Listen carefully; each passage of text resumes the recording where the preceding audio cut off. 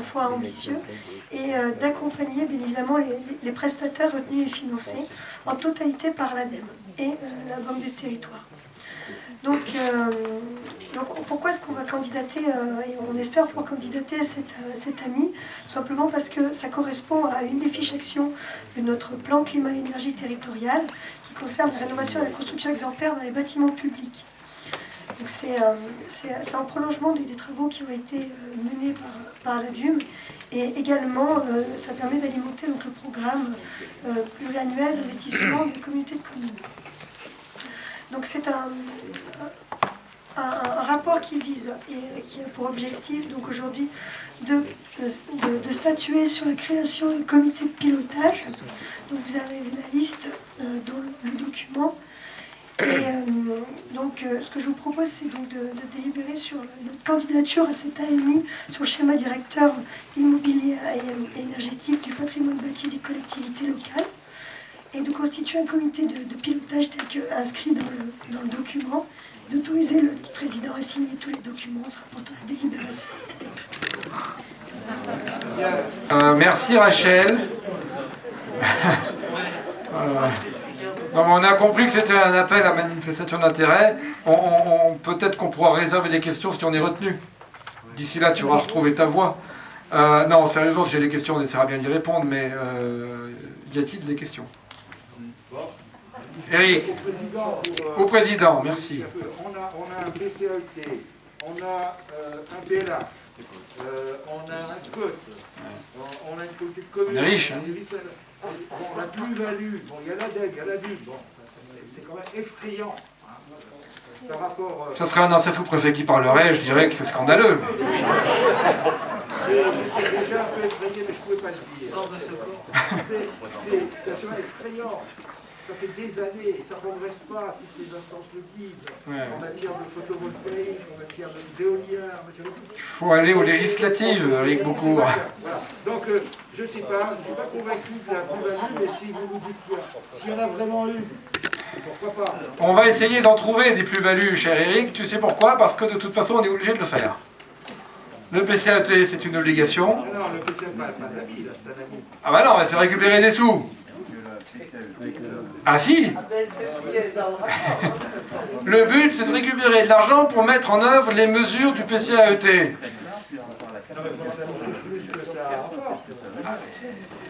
Mais l'obligation de faire un PCAET, c'est le législateur qui l'a prévu. Le SCOT, c'est le législateur qui l'a prévu. Le PLH, c'est le législateur. Mais on va attendre d'en mesurer les effets. Je rappelle, Eric, que Tiers dans les montagnes n'a que 3 ans d'existence. Mais le boulot est déjà fait. Oui. Oui. Et là, on va chercher de l'argent. On verra, accordons-nous le bénéfice du doute collectivement. Y a-t-il des avis contraires? Des abstentions? Je vous remercie. Alors, bon, c'est un groupement d'achat, il y a encore un sigle là-dedans, il y a un SIEG, syndicat intercommunal d'électricité et de gaz, qui est sérieusement le syndicat qui a contribué à ce qu'on appelait jadis l'électrification rurale, au bénéfice notamment, enfin en utilisant le bénéfice de la péréquation. Voilà. Alors dans le Puy-de-Dôme, le SIEG fait très peu de gaz, hein, on est d'accord, c'est plutôt de l'électricité. Bien, alors c'est Didier Cornet, qui va nous présenter ce rapport, parce qu'il connaît un peu le sujet, on va dire.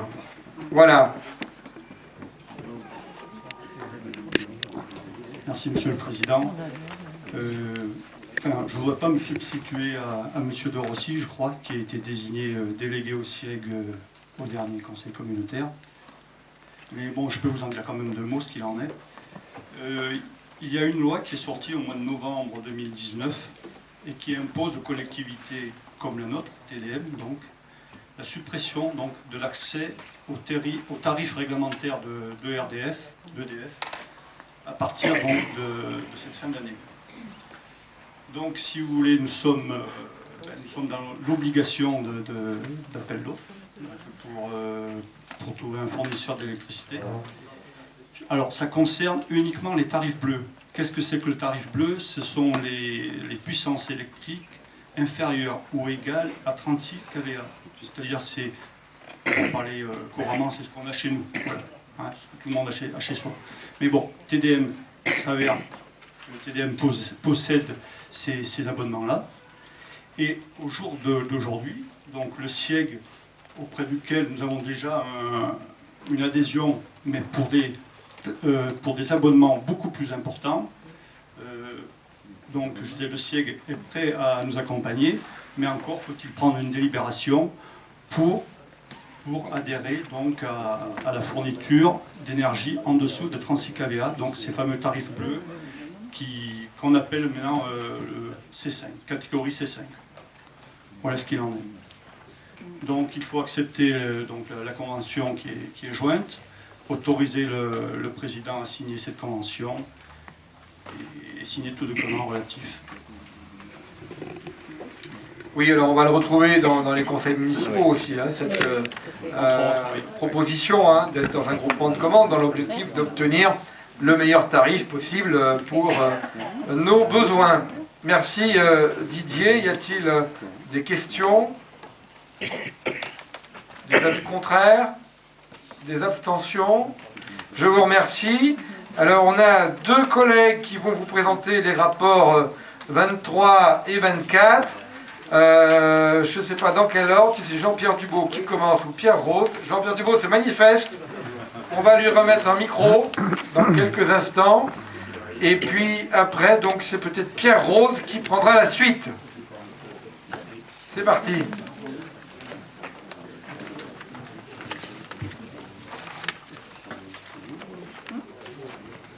Très bien. Merci, Monsieur le Président. Donc moi, je voudrais juste revenir rapidement donc, sur l'utilité de ce centre social. Alors, ce n'est pas un service social de plus, hein, mais vraiment une structure qui poursuit comme objectif la cohésion de notre société. Donc aujourd'hui, si nous ne voulons pas laisser en chemin donc, certaines parties de la société, il faut vraiment qu'on ait une action qui cherche à renforcer cette cohérence. Alors ce centre social, il est destiné à être un peu le chef d'orchestre de l'ensemble des associations qui travaillent sur ce territoire dans différents domaines, aussi bien au niveau des jeunes, des moins jeunes, voilà. Et ce centre social, il va continuer donc enfin, tout du moins continuer, du moins démarrer, prospérer sur ce territoire. On en est à la version, je dirais presque numéro 1, puisqu'il va démarrer dans peu de temps, mais il va évoluer au fil du temps. Alors avec Pierre Rose, on a travaillé sur le sujet déjà depuis quelques mois, ainsi qu'avec les techniciens de TDM, Karine Morales, Ludovic Dupin, qui est aussi dans l'Assemblée, Romain Maillot. Nous avons visité donc des centres sociaux, dans l'Allier notamment, et nous avons pu voir tout le travail effectué par ces organismes. En fait, tout rentre à l'intérieur. On y trouve des enfants, on y trouve des anciens, on y trouve des jeunes. Vraiment. Alors je vous invite vraiment à regarder dans les prochains mois le travail qui sera effectué par ce centre social. Voilà. Je vais donc passer la parole à mon collègue Pierre Rose qui va exposer un peu plus les détails techniques de ce centre social.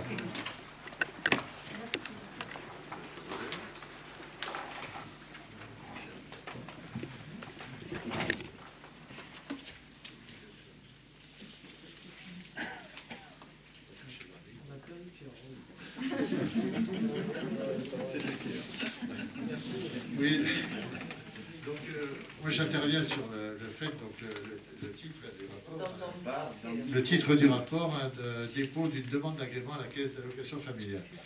Donc ce centre social qui a été prédéfini, comme l'a dit Jean-Pierre Dubault, dans l'année 2020, puisque la première réunion était décembre 2019, et bien c'est pour accueillir dans certains endroits, c'est des ALSH, dans d'autres endroits, c'est de la petite enfance. Il y a tout un tas d'actions des centres sociaux. Ce n'est pas complètement défini, c'est nous qui le définissons. Donc, pour obtenir, il faut qu'on fasse la demande d'agrément. Cette demande d'agrément, on va la soutenir, je crois que c'est le 16 novembre. À la CAF, ce qui nous permettra d'obtenir le financement du centre social et des espaces de vie sociale. Donc là, on a dans notre étude, on a préconisé la création d'un centre social qui sera sur la ville de Thiers et sur la totalité de TDM, et 2 espaces de vie sociale. Un qui sera quartier prioritaire de la ville et qui sera basé à l'Atrium, c'est un espace de vie sociale qui là sera associatif, hein, qui ne rentre pas dans les financements, qui ne rentre pas dans la gouvernance directe de TDM. Et un deuxième qui sera sur l'ensemble du territoire rural, qui est porté par une association. Alors en un an, il y a eu 68 associations qui ont été visitées. Il y en a une qui a été retenue, qui s'appelle pour l'instant les Monts qui pétillent, qui est à la limite de la Loire, du côté de Viscontin à Chabreloche. Et donc cette association va porter la partie rurale de l'animation sociale. Le centre social lui-même, il est là pour renforcer les réseaux de soutien au public les plus démunis, de pouvoir agir. Vous avez tout dans le rapport qui est là. Je ne vais pas énumérer la totalité. En fait, c'est la suite d'une convention territoriale globale que l'on a signée avec la CAF en 2019, et cette suite au CEJ pour avoir un volet social et familial sur ce qu'étaient les anciens CEJ qui sont devenus maintenant les conventions territoriales globales. Donc on aura en fait des choses prioritaires, ce sera la famille, la jeunesse, et puis les quartiers prioritaires, et laisser la population agir pour elle en s'ouvrant des portes qu'on va animer les réunions des populations pour se créer leur vie et pour la jeunesse des sorties, des vacances, des choses. Donc voilà, là on demande donc juste à pouvoir déposer cette demande d'agrément pour une animation globale et coordination du centre social de 2021-2024, et puis l'animation collective famille pour l'année 2021, en sachant qu'il y a des choses qui viennent dans ce centre social, notamment les lieux d'accueil enfants-parents. On va avoir les dispositifs des RE, classes et la jeunesse et toutes ces choses. Voilà. En fait, on met dans le même chapeau, qui est un label CAF, des services de TDM qui existent déjà et qui sont sans doute aujourd'hui pas aidés au niveau que la CAF pourrait mettre, tandis que si on est dans un label centre social, les financements de la CAF sont abondés, les exigences sans doute tirées vers le haut, et c'est très bien, et globalement on est sur une dynamique qui couvre bien. Pierre parlait de ce qui a succédé au contrat enfance-jeunesse, la convention territoriale globale avec la CAF, qui part d'une analyse des besoins sociaux de notre territoire et qui est arrivé à la conclusion qu'un territoire comme Thiers-d'Orée-Montagne, avec la sociologie du territoire, est l'exemple parfait pour entrer dans le label centre social et disposer de ce dispositif, avec les financements qui vont avec, à tel point que l'étude de préfiguration, la CAF nous l'a financée à 100%. Et les 2 premières années de fonctionnement du centre social, on est aussi accompagné de manière très qualitative par la caisse d'allocation familiale. Voilà. En gros, ils nous ont fait remarquer qu'il y a longtemps qu'on aurait pu rentrer dans ce type de dispositif. Et quelque part, oui, mais on le fait à l'échelle d'un bassin de vie, et c'est sans doute ce qui les a motivés à nous stimuler pour aller dans cette direction, avec effectivement une dimension plutôt urbaine à travers un EVS, espace de vie sociale plutôt urbain, avec une convention avec l'Atrium qui pourrait remplir ce service, et puis un EVS, espace de vie sociale plutôt destiné au secteur rural, mais dans tous les cas, c'est l'ensemble du territoire de Thiers-d'Orée-Montagne qui est concerné par l'extension de cette offre en direction de la jeunesse et des familles. La coordination, c'est TDM qui l'assure. À Thiers, bien sûr. Oui. Non. Non, mais c'est sous l'autorité d'un même directeur général des services, c'est celui de Christophe Pili. Voilà, donc on n'est pas sur une un espèce de satellite complètement extérieur. Et puis, si vous avez remarqué, il y a le dossier 23, donc c'est la demande d'agrément à la CAF.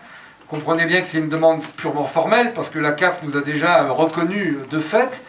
Et on a souhaité structurer ça, c'est l'objet du point 24, sous la forme d'un établissement public administratif, pour qu'on reste bien sous le contrôle, quelque part, de la puissance publique, c'est-à-dire TDM, hein, clairement, parce qu'on ne va pas externaliser des services de TDM dans un centre social si on n'en a pas la maîtrise, ne serait-ce que fonctionnelle des agents publics qui sont dedans, et puis de la gouvernance. Donc certes, les partenaires associatifs, les locaux seront dans la gouvernance du centre social, mais les élus seront majoritaires au conseil d'administration de cet établissement public administratif. Quelque part, c'est bien, ce sera un service de tiers d'or et montagne. Oui, Francis. Oui, je ne sais pas s'il faut s'adresser à Pierre ou au président. Oui, il a toute sa voix, Pierre. Voilà. Donc là-dessus, si j'ai bien compris, il y a eu un rapport de fait de la CAF qui a été fait, donc on va dire, sous la précédente mandature. Oui, c'est ça. Analyse de besoins Et sociaux. vous l'avez vu en conseil, on sait Oui. combien ça va coûter dans 2 ans, etc. Alors après, on est forcé à rien. On a aujourd'hui une dépense publique de TDM qu'on est censé faire évoluer en fonction de ce qu'on voudra mettre dedans. Mais il y a un redéploiement des moyens existants, des services Oui. existants Oui. déjà, qui est le prime. On parlait du prime- dispositif de réussite éducative, Ouais. on parlait du lieu d'accueil enfants-parents, on parlait du service jeunesse. Oui, c'est bien, on met tout ça en cohérence dans un centre social. Ok, merci. Avec un directeur du CS qui sera recruté et qui sera vraiment un directeur Un fonctionnaire de TDM qui va assurer ce pilotage. et qui travaillera donc dans le Un cadre, agent de TDM. des statuts que vous avez pu parcourir. David? Oui, et comme moi-même président de l'association qui fait de l'accompagnement à la parentalité, j'aimerais ne pas prendre part au vote. Bien sûr, et ce serait même éminemment souhaitable. Donc on retiendra que David de Rossi, en sa qualité de président d'association, intervenant dans le projet, ne prendra pas part au vote, aux 2 votes on va dire. Hein. Bien, Voilà, président. merci Pierre, merci Jean-Pierre. Je propose de passer au vote sur les affaires 23 et 24. Y a-t-il des avis contraires? Des abstentions? Alors pour compléter le propos de la réponse à Francis Roux, l'analyse des besoins sociaux, c'est un document qu'il faudrait qu'on transmette aux membres du conseil communautaire, Christophe, ainsi que tout ce qui a conduit, l'étude qui a conduit à la préfiguration. Donc il y en avait déjà hein, qui ont été transmis, on vous mettra à jour. Bien, Olivier Chambon pour le rapport numéro 25 concernant une contractualisation avec ce qu'on appelle un éco-organisme. Oui, c'est le dernier rapport, il peut aller vite, normalement. Il y en a un autre, pardon. Éco-organisme TLC, Tiers Doré Montagne est compétent sur la collecte des textiles en fin de vie. On a déjà conventionné avec EcoTLC, qui est un éco-organisme qui nous permet d'avoir quelques financements. On vous propose de reconventionner avec eux au titre d'action de communication de cette collecte de textiles en déchetterie. Bien, des questions? Avis contraire? Abstention? Merci Olivier. Vous avez dans les rapports 26 et 27 eh bien, le rendu compte des délégations qui ont été confiées par cette assemblée au bureau communautaire et à moi-même.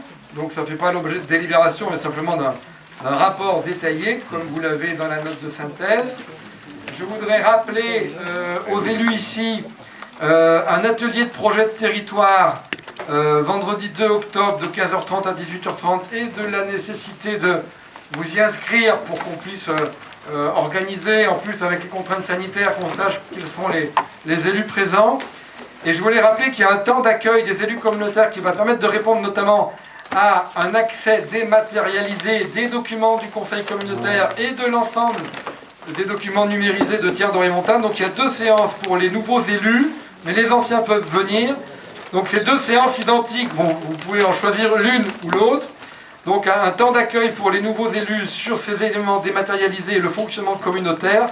La première le vendredi 9 octobre à 18 h dans les locaux de TDM, le vendredi 9 octobre à 18 h. Donc il y a l'extranet, l'espace élu. Comment récupérer les documents des conseils communautaires. Donc le vendredi 9 octobre à 18 h et le samedi et où, vous pouvez faire les deux hein, si vous avez besoin de répétition, mais c'est la même chose 2 fois, le vendredi 9 octobre à 18 h ou le samedi 10 octobre au matin. C'est quoi le matin? C'est quelle heure? 10 à 12. De 10 h à 12 h. Voilà. Donc 18 h, 20 h le vendredi 9, 10 h, 12 h le samedi 10 octobre dans ces locaux. Présentation, encore une fois, pour les élus de tous les outils TDM, les outils dématérialisés qu'on n'avait pas au précédent mandat. Donc c'est vraiment une innovation et on pourrait le considérer un progrès pour les échanges d'informations entre nous. Voilà. Oui, Francis?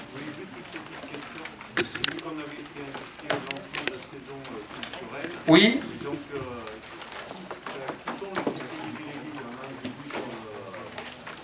Alors il y a un vice-président qui est Pierre Rose, tout ce qui est service à la population, et un conseiller délégué à la culture qui est Claude Bouillon-Chenot. Oui. À la culture? Ah non, il y en a d'autres. Si, ça a été envoyé par mail, l'arrêté de délégation, vous l'avez eu. Oui, il y a les VP et il y a les conseillers délégués. Voilà, je voudrais vous rappeler le prochain conseil communautaire qui est fixé au jeudi 5 novembre. Ici, a priori, sauf contrainte sanitaire, le jeudi 5 novembre.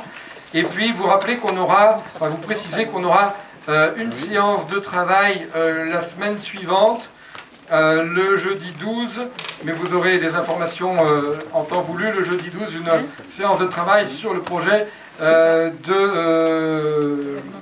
piscine. Oui. Tard. Un micro pour Tard Boinan, s'il vous plaît. Il est où le micro? Il est là. Allez, faites tourner le micro.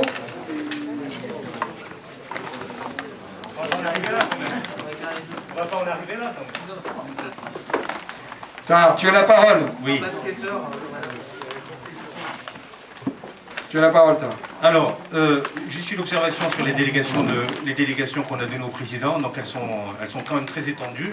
Et je me demandais si c'était pas opportun, peut-être pour les prochaines séances, qu'elles soient quand même présentées publiquement. Ça, c'est la première observation. Tu veux dire détaillé parce que... Oui. Voilà, et juste m'excuser auprès des collègues, parce qu'effectivement, on pose beaucoup de questions. On est 2, 3 à poser des questions. Et je vois que ça a pas mal rouspété à ma droite. Simplement, c'est vrai que l'intercommunalité est étendue. On a manifesté le souhait d'intégrer le bureau, ce qui aurait quand même évité ces interpellations et ces questions. Donc voilà, donc je réitère aussi, j'en profite pour réitérer cette demande-là. 30 membres au bureau, 1 ou 2 personnes supplémentaires n'auraient pas déséquilibré le fonctionnement de l'intercommunalité. Voilà. Et j'avais une série de questions diverses, mais je vais vous laisser introduire les questions diverses si vous nous y autorisez. Ben, on y est, hein. Oui. Je peux continuer alors. Bah oui, on essaiera d'y répondre. Oui, alors, Monsieur le Président, la piscine intercommunale, effectivement, on prend note de la date pendant laquelle on va pouvoir échanger, rentrer dans le détail du projet, qui est un projet important pour l'intercommunalité, 12 millions d'euros engagés. Simplement, une remarque, je vous en ai parlé un petit peu en aparté avant de rentrer dans la salle. Le permis a été déposé et il aurait quand même été, je pense, opportun qu'on puisse échanger en amont. Pourquoi? Parce que ça m'aurait permis de faire un certain nombre d'observations, notamment sur l'aspect, donc sur une question pourquoi le SCOT s'est déclaré incompétent sur l'instruction du dossier. Donc il y avait ce questionnement-là. J'avais une question aussi importante et je l'avais évoquée quand on s'était rencontrés, Bernard, sur l'impact environnemental. L'étude d'impact environnemental, je crois qu'elle est obligatoire, il faut vérifier, je crois qu'elle est obligatoire. Je pensais qu'elle aurait pu être menée en même temps que le dépôt de permis. Et en termes de sécurité juridique pour le dossier, ça me semble important, notamment parce qu'on est sur un site où il y a une nappe alluviale, on est sur le lit majeur de la Dore, une nappe alluviale qui a quand même des conséquences. Et une étude d'impact environnemental, ça permet d'améliorer aussi le dossier et de le sécuriser juridiquement. Et c'est vrai que c'est dommage, le permis est déposé, et il peut y avoir une fragilité sur ce dossier-là. Alors voilà pour ce qui est des observations. Alors la même chose, et je pense que les maires qui ont engagé des opérations importantes sur leur commune me le confirmeront, il y a un dossier loi sur l'eau qu'il aurait été opportun aussi de déposer pour éviter aussi sécuriser juridiquement le dossier. Alors je ne vais pas rentrer ce soir sur l'opportunité, le site, pas le site. Le débat a fait couler de l'encre. Ma position est connue.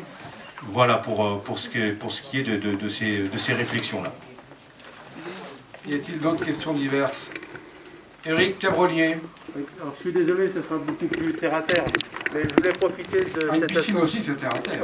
Je voulais profiter de cette assemblée pour vous faire part d'une possibilité dans son rôle de mutualisation. L'Interco devrait pouvoir nous aider, et surtout nous, petites communes, sur certains achats qu'on est obligé de faire. Je pense en particulier au défibrillateur, son armoire et surtout le contrat de maintenance qui va avec.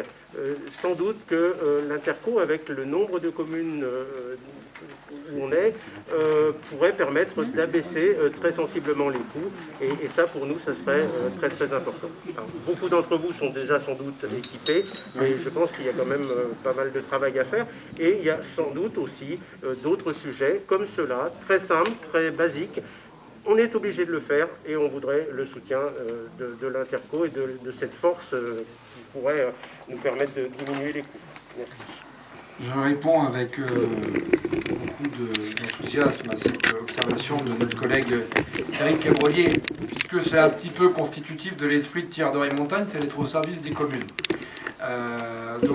On l'a démontré à travers le service commun qui se crée pour maintenir le soutien que la commune du Pays de Courpière a apporté à ces communes qui ont des écoles. De la même manière, on a repris les compétences du syndicat informatique, le SEIPT, du secteur de tiers.